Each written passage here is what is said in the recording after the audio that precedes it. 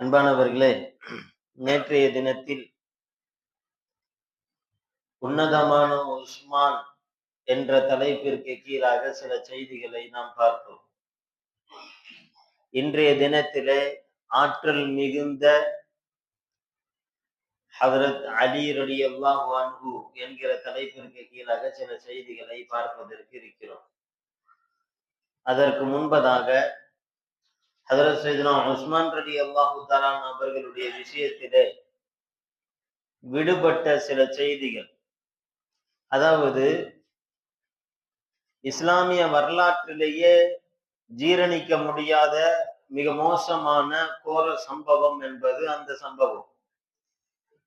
அந்த நிகழ்ச்சி நடக்கின்ற பொழுது சஹாபாக்கள் எல்லாம் அவர்களை எதிர்த்து சண்டையிட்டு இருக்கலாமே, அவர்களை எதிர்த்து என்னவென்று கேள்வியாவது கேட்டிருக்கலாமே என்பதாக நினைக்கலாம். எல்லா சஹாபாக்களுமே அதற்கான முயற்சிகளில் ஈடுபட்டார்கள். வரலாற்று குறிப்புகளில் அதனுடைய செய்திகளை எல்லாம் நம்மினால் பார்க்க முடிகிறது. முஹம்மது இப்னு சீரின் ரஹ்மத்துல்லாஹி அலைஹி அவர்கள் சொல்கிறார்கள், ஹசன் ரலியல்லாஹு தஆலா அன்ஹு, ஹுசைன் ரலியல்லாஹு தஆலா அன்ஹு, இப்னு உமர் ரலியல்லாஹு தஆலா அன்ஹு, ஜுபைர் ரலியல்லாஹு தஆலா அன்ஹு இவர்களெல்லாம் போய் கூட உஸ்மான் ரலியல்லாஹு தஆலா அவரிடத்திலே, நாங்கள் ஆயுதம் ஏந்தி உங்களுக்கு எதிராக செயல்படக்கூடிய இவர்களை தடுத்து நிறுத்தலாம் என்பதாக நினைக்கிறோம் என்பதாக சொன்ன பொழுது, தயவு கூர்ந்து அவ்வாறு செய்ய வேண்டாம், நீங்கள் உங்களுடைய வீடுகளிலேயே அப்படியே இருந்து கொள்ளுங்கள், ஆயுதங்களை ஏந்த வேண்டாம் என்பதாக உஸ்மான் ரலியல்லாஹு தஆலா அவர்கள் மறுத்துவிட்டார்கள் என்கிற செய்தியையும், அதே போன்று ஹஜ்ரத் சையதுனா அபூ ஹுரைரா ரலியல்லாஹு தஆலா அவர்களும் போய் கேட்கிறார்கள், இவர்களுக்கு எதிராக போர் தொடுக்கலாமே, இவர்களுக்கு எதிராக ஏதேனும் நடவடிக்கை எடுக்கலாமே என்பதாக சொன்ன பொழுது, அஸிம் அலைக, நீங்கள் கண்டிப்பாக வீட்டை விட்டு வெளியேற வேண்டாம், கொஞ்சம் அமைதியோடு பொறுமை காருங்கள் என்பதாக அபூ ஹுரைரா ரலியல்லாஹு தஆலா அவர்களுக்கும் அதே பதில் தான் சொல்லப்பட்டது. ஸைத் இப்னு சாபித் ரலியல்லாஹு தஆலா அவர்கள் உஸ்மான் ரலியல்லாஹு தஆலா அவரிடத்திலே சென்று, நீங்கள் விரும்பினீர்கள் என்று சொன்னால் நாங்கள் உங்களுக்காக இரண்டாவது முறை அல்லாஹ்விற்காக உதவி செய்வதற்கு காத்து கொண்டிருக்கிறோம். ஏனென்றால் இவர்கள் அன்சாரிகள், நாங்கள் காத்து கொண்டிருக்கிறோம், நீங்கள் அனுமதி மட்டும் கூறுங்கள் என்பதாக சொன்ன பொழுது, என்ன அனுமதியை கேட்கிறீர்கள்? அமா கிதால், சண்டை போடுவதா என்று கேட்கிறார்கள். ஆமாம் என்று சொன்ன பொழுது, ஃபலா, வேண்டாம் என்று சொல்லி விடுகிறார்கள் உஸ்மான் ரலியல்லாஹு தஆலா. இன்னும் ஜாபிர் இப்னு அப்துல்லாஹ் ரலியல்லாஹு தஆலா அவர்கள் அறிவிப்பு செய்கிறார்கள், ஹஜ்ரத் சையதுனா அலி ரலியல்லாஹு தஆலா அவர்கள் போய் உஸ்மான் ரலியல்லாஹு தஆலா அவர்களிடத்திலே, என்னிடத்திலே 500 வீரர்கள் இருக்கிறார்கள், நீங்கள் மட்டும் உத்தரவு விட்டீர்கள் என்று சொன்னால் அவர்களை எல்லாம் உங்களை விட்டும் பாதுகாத்து விடுவேன், தடுத்து விடுவேன், நீங்கள் அனுமதி மட்டும்தான் கொடுக்க வேண்டும் என்பதாக கேட்ட பொழுது, உஸ்மான் ரலியல்லாஹு தஆலா அவர்கள் தெளிவாக சொல்லிவிட்டார்கள், உங்களுக்கு அல்லாஹ் தஆலா நிறைவான கூலியை தருவானாக, மா உஹிப்பு அன் யுஹாக தமுன் பிஸபபி, என் காரணத்தினால் இந்த உலகத்திலே, இந்த பூமியிலே ஒரு துளி ரத்தம் விழுவதையும் நான் ஏற்றுக்கொள்ள மாட்டேன், என்னுடைய காரணத்தினால் யாருடைய ரத்தமும் சிந்தக்கூடாது, எனவே நான் விரும்பவில்லை என்பதாக உஸ்மான் ரலியல்லாஹு தஆலா அவர்கள் சொன்னார்கள் என்பதாக பார்க்கிறோம். இது உஸ்மான் ரலியல்லாஹு தஆலா அவர்களுடைய மிகப்பெரிய ஒரு உயர்ந்த குணத்தை காட்டக்கூடியதாக இருக்கிறது. ஒரு பக்கம் ஹலீஃபாவினுடைய பேச்சை தாண்டி எதையும் செய்ய முடியாது என்கின்ற ஒரு நிலை.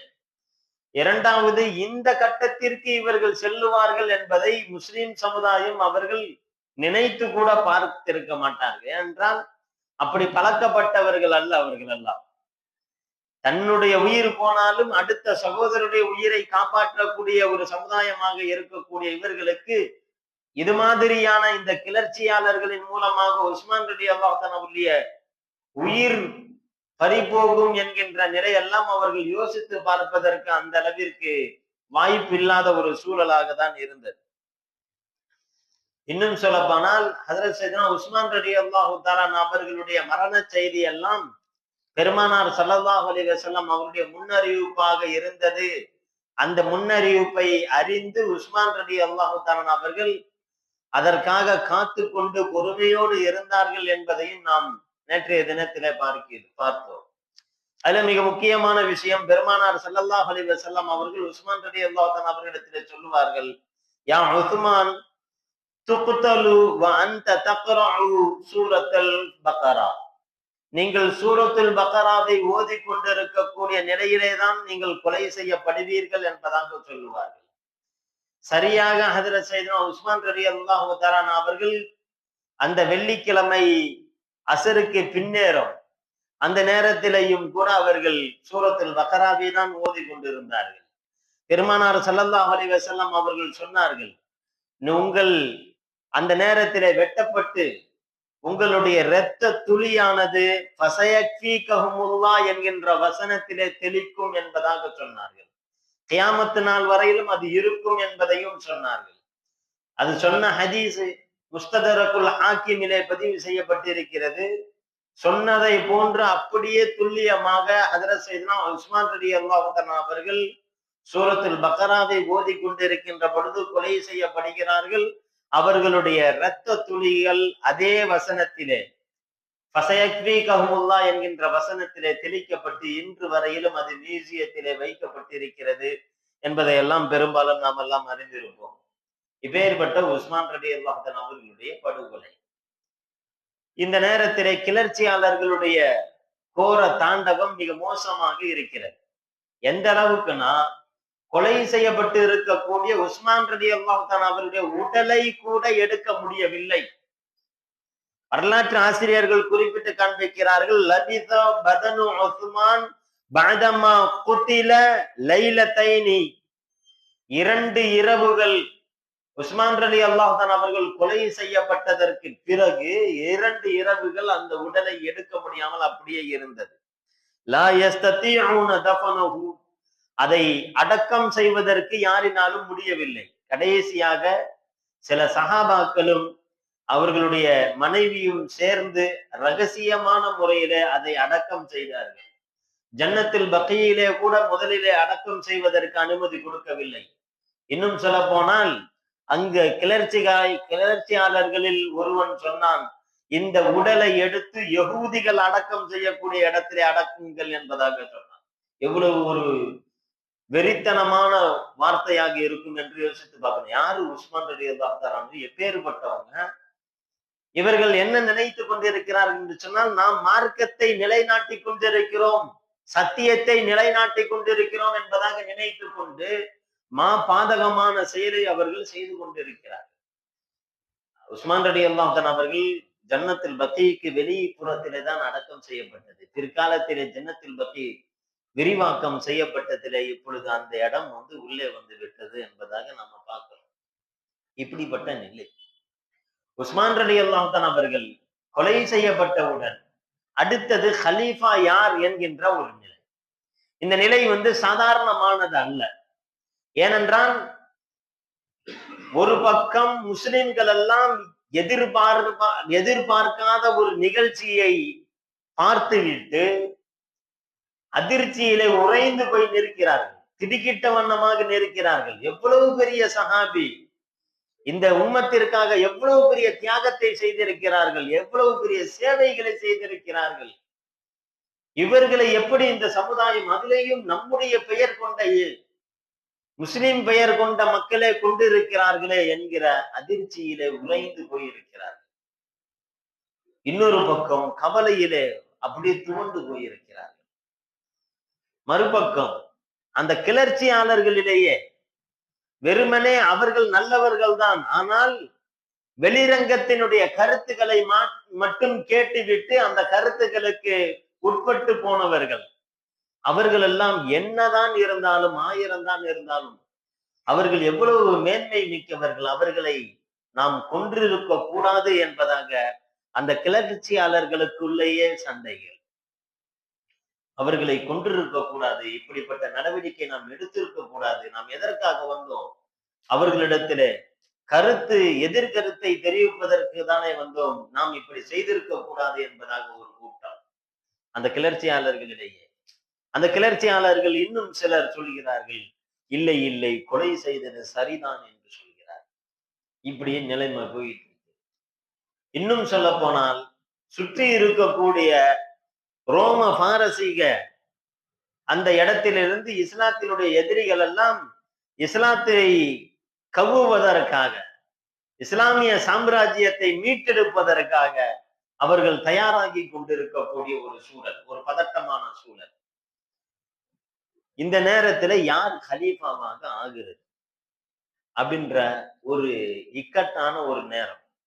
இந்த நேரத்திலே தான் சில சஹாபாக்கள் எல்லாம் ஒன்று கூடி, அதே போன்று மிக முக்கியமான தாபியீன்கள் எல்லாம் ஒன்று கூடி, சமரசமே இல்லாமல், எந்த ஒரு இதுவும் இல்லாமல், ஹதரத் சையதுனா உஸ்மான் ரலியல்லாஹு அன்ஹு அவர்கள் கொலை செய்யப்பட்டதற்கு பிறகு அந்த இடத்தை நிவர்த்தி செய்வதற்கு ஹதரத் சையதுனா அலி ரலியல்லாஹு அன்ஹு அவர்கள் தான் என்பதை முடிவு செய்கிறார். ஹதரத் சையதுனா அலி ரலியல்லாஹு அன்ஹு அவர்கள் அதை மறுக்கிறார்கள். நான் வரமாட்டேன் என்று சொல்கிறார்கள்.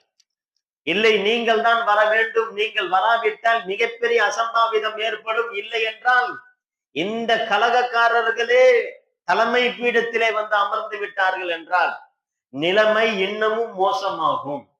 இன்னும் இவர்கள் என்னென்ன நடவடிக்கைகள் எடுப்பார்கள் என்று தெரியவில்லை. எனவே அந்த இடத்தை இவர்களை ஒடுக்குவதற்கு, இவர்களை அமைதிப்படுத்துவதற்கு நீங்கள் அந்த தலைமை இடத்தை பூர்த்தி செய்துதான் ஆக வேண்டும் என்பதாக ஹதரத் சையதுனா அலி ரலியல்லாஹு அன்ஹு அவர்களிடத்திலே அழுத்தம் கொடுத்து கேட்டுக்கொண்டதின் அடிப்படையில் ஹதரத் சையதுனா அலி ரலியல்லாஹு அன்ஹு அவர்கள் தீர்க்கமாக நீண்ட நேரம் யோசித்து பார்த்ததற்கு பிறகு இந்த தலைமை பொறுப்பை ஏற்கிறார்கள். இப்படிதான் ஹதரத் சையதுனா அலி ரலியல்லாஹு அன்ஹு அவர்களுடைய கிலாஃபத்தினுடைய துவக்கம் ஆரம்பமாகிறது. பரபரப்பான அந்த நிகழ்வுகள், அதற்கு அடுத்ததாக என்னென்ன ஏற்பட்டது, அரசியல் லாபத்திற்காக சமூகம் எப்படியெல்லாம் வேறு வடிவங்களிலே உருவெடுத்தது என்கிற செய்திகளை எல்லாம் நாம் இதனுடைய இரண்டாவது பாகமாக வைத்து நாளை பேசலாம் என்று இருக்கிறேன். இன்று ஹதரத் சையதுனா அலி ரலியல்லாஹு அன்ஹு அவருடைய அறிமுகத்தை மட்டும் நாம் பார்த்து விடுவோம். ஏன் அலி ரலியல்லாஹு அன்ஹு அவர்களை அந்த அளவுக்கு நீங்க தான் இந்த இடத்துல இருக்கிறோம்னு சொல்லி தேர்வு செஞ்சாங்க? மற்ற சஹாபிகளும் இருக்கதான் செஞ்சாங்க. தல்ஹா ரலியல்லாஹு அன்ஹு அவர்கள் இருந்தார்கள், ஜுபைர் ரலியல்லாஹு அன்ஹு அவர்கள் இருந்தார்கள். பெரும்பெரும் இவர்களை விட கொஞ்சம் மூத்த சஹாபாக்கள் இருக்கதான் செய்தார்கள். ஏனென்றால் அந்த அளவிற்கு ஹதரத் சையதுனா அலி ரலியல்லாஹு அன்ஹு அவருடைய மகத்துவம் இருக்கத்தான் செய்தது. இந்த உலகத்தில் ஹதரத் சையதுனா அலி ரலியல்லாஹு தஆலா அவர்கள் பிறக்கின்ற பொழுது நபி ஸல்லல்லாஹு அலைஹி வஸல்லம் அவர்களுக்கு 30 வயது இருக்கும் கிட்டத்தட்ட. அபூ தாலிப் அவர்களை வளர்த்த தந்தையினுடைய, சிறிய தந்தையினுடைய மகனாக தான் இவர்கள் பிறக்கிறார்கள். ஹதரத் சையதுனா அலி ரலியல்லாஹு அன்ஹு அவர்கள் பிறக்குகின்ற பொழுது பெருமானார் ஸல்லல்லாஹு அலைஹி வஸல்லம் அவர்கள் தவாப் செய்து கொண்டிருக்கிறார்கள். காபாவை தவாப் செய்து கொண்டிருக்கிறார்கள். குழந்தை கண்ணை திறக்கவில்லை. நீண்ட நேரம் அந்த குழந்தை இறந்த நிலையை போன்று அது இருப்பதை பார்த்து எல்லோரும் பதட்டம் அடைகிறார். செய்தி பெருமானார் ஸல்லல்லாஹு அலைஹி வஸல்லம் அவர்களுக்கு வர, பெருமானார் ஸல்லல்லாஹு அலைஹி வஸல்லம் அவர்கள் தவாஃபை முடித்துவிட்டு தன்னுடைய தம்பி, வளர்ப்பு தந்தையினுடைய மகன் என்று வருகின்ற பொழுது இந்த நேரத்துல ஹதரத் சையதுனா அலி ரலியல்லாஹு அன்ஹு அவர்கள் தம்பி முறை வரும் இல்லையா? அலி ரலியல்லாஹு அன்ஹு அவர்களை தன்னுடைய கரத்திலே வாங்குகிறார். கரத்திலே வாங்கியவுடன் அல்லாஹ்வினுடைய மாபெரும் கிருபையினால் ஹதரத் சையதுனா அலி ரலியல்லாஹு அன்ஹு அவர்கள் கண் விழிக்கிறார்கள். அலி ரலியல்லாஹு அன்ஹு அவர்களுடைய முதலாவது பார்வை இந்த உலகத்திலே அருமை பெருமானார் ஸல்லல்லாஹு அலைஹி வஸல்லம் அவருடைய திருமுகமாக இருந்தது என்று நாம பார்க்கிறோம். ஒரு அற்புதமான பாக்கியம். ஒரு விதத்திலே தந்தை, ஒரு விதத்திலே அபூ தாலிப் அவர்கள் இறந்ததற்கு பிறகு இந்த அலி ரலியல்லாஹு அன்ஹு அவர்களை வளர்த்த ஒரு இது நபி ஸல்லல்லாஹு அலைஹி வஸல்லம் அவர்களை அண்ணன் முறையிலே வளர்த்தார்கள் என்பதாக கூட வைத்துக் கொள்ளலாம். அதற்கு அடுத்ததாக ஹதரத் சையதுனா ஃபாத்திமா ரலியல்லாஹு அன்ஹா அவர்களை திருமணம் முடித்து கொடுப்பதன் மூலமாக அவர்கள் மாமனார் மருமகன் என்கின்ற நிலையிலே ஹதரத் சையதுனா அலி ரலியல்லாஹு அன்ஹு அவர்கள் இருக்கிறார். ஃபாத்திமா ரலியல்லாஹு தஆலா அவர்களை திருமணம் முடித்துக் கொள்வதற்கு, ஏன்னா நபியினுடைய மகள், இன்னும் சொல்ல போனா நபியினுடைய ரொம்ப பிரியமான மகள், ரொம்ப நேசத்திற்குரிய மகள். நபி ஸல்லல்லாஹு அலைஹி வஸல்லம் அவர்களை ஒரு பெண்ணாக நாம் கற்பனை செய்தோம் என்றால் பாத்திமா ரலியல்லாஹு அன்ஹா அவ்வளவு அப்படியே அச்சு அசலாக நபியினுடைய இதிலே இருப்பார்கள், நடையிலிருந்து எல்லாமே. இப்பேற்பட்ட ஹஜ்ரத் சையதுனா பாத்திமா ரலியல்லாஹு அன்ஹா அவர்களை திருமணம் முடித்துக் கொள்வதற்கு நிறைய சஹாபாக்கள் கேட்டு வருவார்கள். நபி ஸல்லல்லாஹு அலைஹி வஸல்லம் அவர்கள் பெரும் சஹாபாக்கள் அவர்களை எல்லாம் தவிர்த்து விட்டு ஹஜ்ரத் சையதுனா அலி ரலியல்லாஹு அன்ஹு அவர்களை பெருமானார் ஸல்லல்லாஹு அலைஹி வஸல்லம் அவர்கள் தேர்வு செய்கிறார்கள் என்றால் அலி ரலியல்லாஹு அன்ஹு அவர்களுடைய மகத்துவம் எப்பேற்பட்டது என்பதை நாம் புரியணும். இந்த உலகத்தில் ஹஜ்ரத் சையதா ஐஷா ஹதீஜா ரலியல்லாஹு அன்ஹா அவர்களுக்கு பிறகு இந்த உலகத்தில் முதலாக ஈமான் கொண்டவர்கள் ஹஜ்ரத் சையதனா அலி ரலியல்லாஹு அன்ஹு அவர்கள். இவர்களுக்கு அடுத்துதான் அபூபக்கர் சித்திக் ரலியல்லாஹு. ஆனால் நாம் சொல்லுகின்ற பொழுது அபூபக்கர் ரலியல்லாஹு அன்ஹு அவர்களை சொல்லுவோம். ஏனென்றால் அவர்கள் பெரிய வயதில் முதிர்ச்சி அடைந்த நிலையிலே அவர்கள் ஈமானை ஏற்றவர்கள் என்ற அடிப்படையில் முதன்மையானவர்கள்.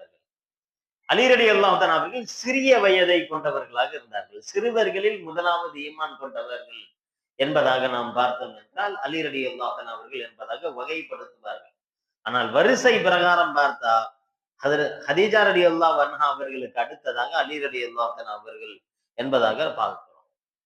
அதே மாதிரி பெரும்பான்மையான போர்க்களத்தில் பெருமானார் ஸல்லல்லாஹு அலைஹி வஸல்லம் அவர்களுடைய உயிரை காக்கும் மிகப்பெரிய ஒரு பாதுகாவலராக ஹஜ்ரத் சையதுனா அலி ரலியல்லாஹு அன்ஹு அவர்கள் இருந்தார்கள் என்பதாக நம்ம பார்க்கிறோம்.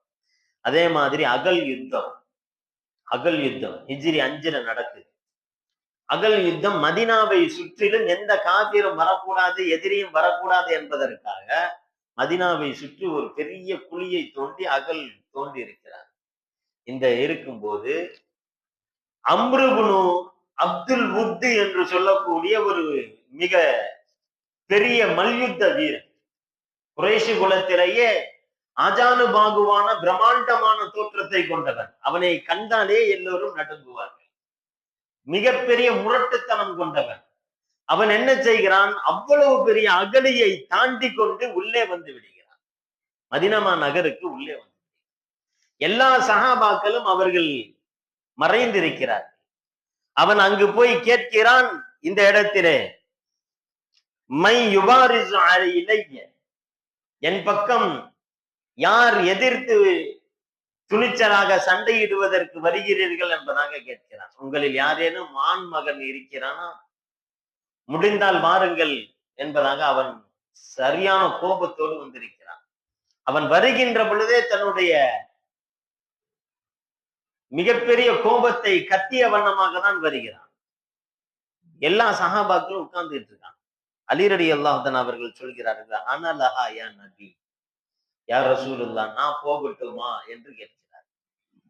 ரசூலுல்லாஹி ஸல்லல்லாஹு அலைஹி வஸல்லம் அவர்கள் சொன்னார்கள், இன்னஹு அம்ருன் இஜ்லிஸ். வந்திருக்கிறது யார் தெரியுமா? அம்ரு, சாதாரணமான ஆள் இல்ல, உட்காருங்க அப்படின்னு சொல்லி அலி ரலியல்லாஹு அன்ஹு அவர்கள் சொல்கிறார். அவன் திரும்பவும் கோபத்தோடு 2வது முறை கர்ஜிக்கிறான், கடுமையான முறையில பேசுறான், கத்துறான், வசைபாடுகிறான். அலி ரலியல்லாஹு அன்ஹு கோபம் வருது. திரும்பவும் கேட்கிறாங்க, அனலஹா யா நபி, யா ரசூலுல்லாஹ், நான் போவா என்று கேட்கிறான். அவங்க திரும்பவும் ரசூலுல்லாஹ் சொல்றாங்க, இன்னஹு அம்ருன், வந்திருக்கிறது அம்ரு இஜ்லிஸ், நீங்க உட்கார்ந்துருங்க, சரி வராது, அவன் மோசமானவன் அப்படின்றான். 3வது முறையும் அவன் கடுமையாக பேசுகிறான். கூட பெருமானார் ஸல்லல்லாஹு அலைஹி வஸல்லம் அவர்களையும் இணைத்து பேசுறான். பேசும்போது அலி ரலியல்லாஹு அன்ஹு அவர்கள், நான் போகிறேன் என்று சொல்கிறார்கள். அவன் அம்ரு என்பதாக சொல்கிறார்கள். வயன்கான் அம்ரன், அவன் அம்ராகவே இருந்துவிட்டு போகட்டும், நான் போகிறேன் என்று சொல்ல ரசூலுல்லாஹி ஸல்லல்லாஹு அலைஹி வஸல்லம் அவர்கள் அனுமதி கொடுக்கிறார். நேருக்கு நேர் நிறுத்தினார். அலி ரலியல்லாஹு அன்ஹு அவர்களை எதிர்த்து, யார் நீ என்று கேட்கிறார். நான் தான் அலி இப்னு அபி தாலிப், அபூ தாலிபுடைய மகனா. அபூ தாலிப் என்னுடைய மிக சிறந்த நண்பனுடைய பெயராயிற்றே, அவனுடைய மகனா நீ? அவனையா நான் என்னுடைய நண்பனுடைய மகனையா நான் இப்ப வெல்லுவேன், கொல்லுவேன்? உனக்கு உயிர் பிச்சை கொடுத்து விட்டேன், போய்விடு, வேற யாராவது வர சொல்றேன் என்பதாக சொல்றான்.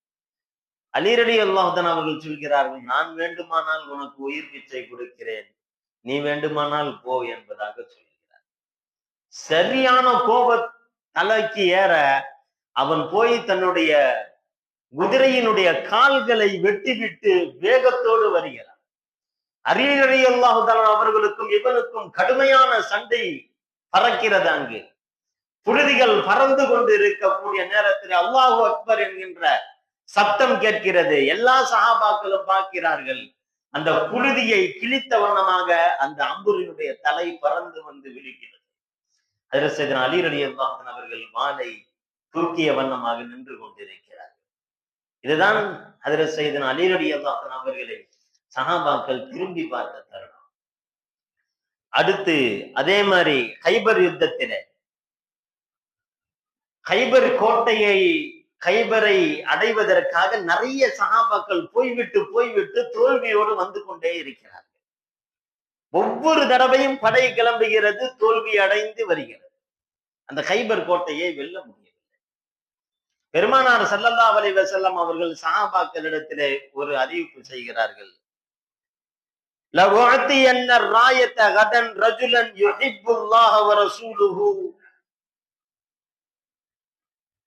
நாளைய தினத்திலே நான் ஒரு மனிதரிடத்திலே ஒரு கொடியை கொடுக்க போகிறேன், இஸ்லாமிய படையினுடைய கொடியை கொடுக்க போகிறேன். அவருடைய தலைமையில் கிளம்பி சொல்லும். அவரை அல்லாஹும் விரும்புகிறான், ரசூலும் விரும்புகிறார்கள். அல்லாஹ்வ நாம விரும்புறது, யுஹிப்புல்லாஹு வ ரசூலுஹு, அல்லாஹும் அல்லாஹ்வினுடைய ரசூலும் அவரை விரும்புகிறார்கள் என்று சொன்னால் அது எவ்வளவு பெரிய பாக்கியம். எல்லா சஹாபாக்களுக்குமே ஆசை, அந்த இடத்துல நாம இருந்தா நல்லா இருக்கும். பெருமானார் ஸல்லல்லாஹு அலைஹி வஸல்லம் அடுத்த நாள் ஃபஜ்ருடைய தொழுகை அறிவிப்பு செய்யல். எல்லா சஹாபாக்களும் முண்டி அடைத்து கொண்டு முன்னால் வந்து உட்கார்ந்து இருக்கிறாங்க. பெருமானார் ஸல்லல்லாஹு அலைஹி வஸல்லம் இப்படி பார்க்கிறாங்க, இப்படி சுத்தி பார்க்கிறாங்க. ஒவ்வொரு சஹாபாக்களும் நான் இங்க இருக்கிறேன், என்ன தேடுறீங்களான்னு சொல்லி ஒவ்வொருத்தரும் தன்னுடைய முகத்தை தூக்கி தூக்கி காட்டுறாங்க. பெருமானார் ஸல்லல்லாஹு அலைஹி வஸல்லம் அலி இப்னு அபூ தாலிப் எங்கே என்று கேட்கிறார். அவருக்கு கண் நோயின் காரணத்தினால் அவர் வரவில்லை என்பதாக சொல்ல ரசூலுல்லாஹி ஸல்லல்லாஹு அலைஹி வஸல்லம் அவர்கள் அவர்களை அழைத்து வாருங்கள் என்பதாக சொல்லி அலி ரலியல்லாஹு தஆலா அவர்களை அழைத்து அவர்களுடைய கண்ணிலே தன்னுடைய உமிழ்நீரை கொண்டு தடவுகிறார்கள். அவர்களுக்கு உடனடியாக குணம் அடைகிறது.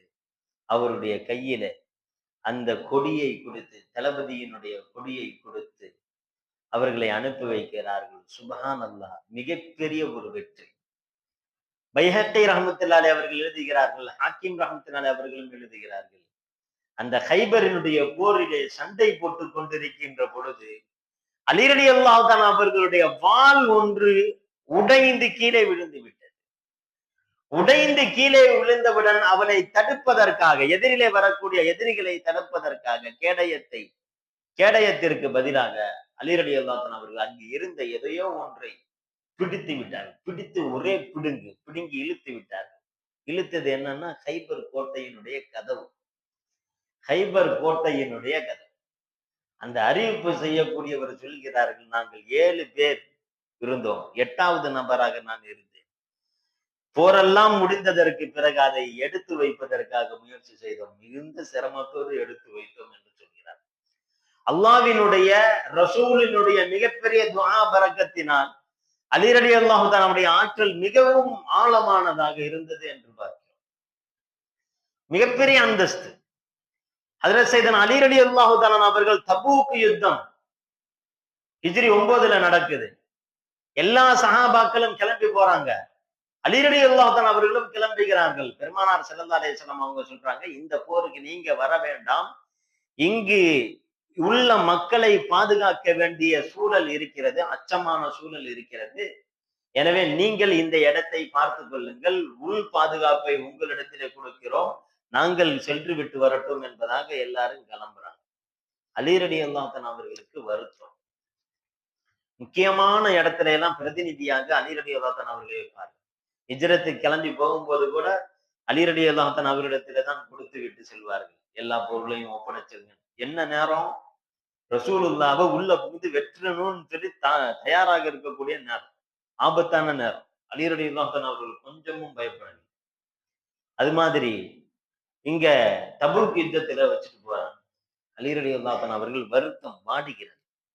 முகம் வாடுவதை பார்த்தவுடன் பெருமானார் ஸல்லல்லாஹு அலைஹி வஸல்லம் அவர்கள் அவர்கள் கேள்வி நம்முடைய நினைவுக்கு வைக்கணும். ஏன் இதெல்லாம் சொல்றேன்னா, அலி ரலியல்லாஹு தஆலா அன்ஹு அவர்கள் பதவியின் ஆசையின் காரணத்தினால் உஸ்மான் ரலியல்லாஹு அன்ஹு அவர்களுடைய கொலைக்கு அவர்களும் காரணம் என்பதாக வாய் கூசாமல் சில முனாஃபிகீன்கள் சொல்லிக் கொண்டிருக்கிறார். குறிப்பாக உமையாக்களில் சிலர் கூட அந்த கருத்தை சொல்ல ஆரம்பித்தார்கள். அரசியல் லாபத்திற்காக. தன்னுடைய அரசியலை மேம்படுத்த வேண்டும், பாதுகாக்க வேண்டும் என்பதற்காக இது மாதிரியான அவதூறுகளை பேசினார். யோசிச்சு பார்க்கணும். ஹஜ்ரத் சையதுனா அலி ரலியல்லாஹு அன்ஹு அவர்கள் எவ்வளவு பெரிய அந்தஸ்து மிக்கவர்கள். அவர்கள் சொன்னார்கள், அலா தர்லா அன் தகூன மின்னி பி மன்சிலத்தி ஹாரூன மின் மூசா. மூசா அலைஹிஸ்ஸலாத்து வஸ்ஸலாம் அவர்களுக்கு ஹாரூன் என்கின்ற ஒருவர், ஒரு நபி, ஒரு சகோதரர் எப்படி இருந்தாரோ அது போன்று எனக்கு நீங்கள் இருப்பதை விரும்பவில்லையா என்பதாக சொல்கிறார். எவ்வளவு பெரிய அந்தஸ்து. அந்த அந்தஸ்தை பெருமானார் ஸல்லல்லாஹு அலைஹி வஸல்லம் அவர்கள் மூசா அலைஹிஸ்ஸலாமுக்கு எப்படி ஹாரூன் அலைஹிஸ்ஸலாமோ அதே போன்று எனக்கு நீங்கள் இருக்கிறீர்கள் என்றாலும் எனக்கு பின்னால் நபி இல்லை என்கின்ற வித்தியாசம் மட்டும்தான் என்பதாக பெருமானார் ஸல்லல்லாஹு அலைஹி வஸல்லம் அவர்கள் சொன்னார்கள் என்றால், இப்பேற்பட்ட ஹஜ்ரத் சையதுனா அலி ரலியல்லாஹு தஆலா அன்ஹு அவர்கள் பெருமானார் ஸல்லல்லாஹு அலைஹி வஸல்லம் அவர்களுடைய கடைசி காலத்துல தொழுகைக்கு தோளுல வச்சு தூக்கிட்டு வந்தது அலி ரலியல்லாஹு அன்ஹு அவர்கள். அவர்கள் வஃபாத் ஆகக்கூடிய நேரத்திலே பக்கத்திலே இருந்து எல்லா விஷயத்தையும் செய்தது அலி ரலியல்லாஹு அன்ஹு அவர்கள். குளிப்பாட்டியது அலி ரலியல்லாஹு அன்ஹு அவர்கள்.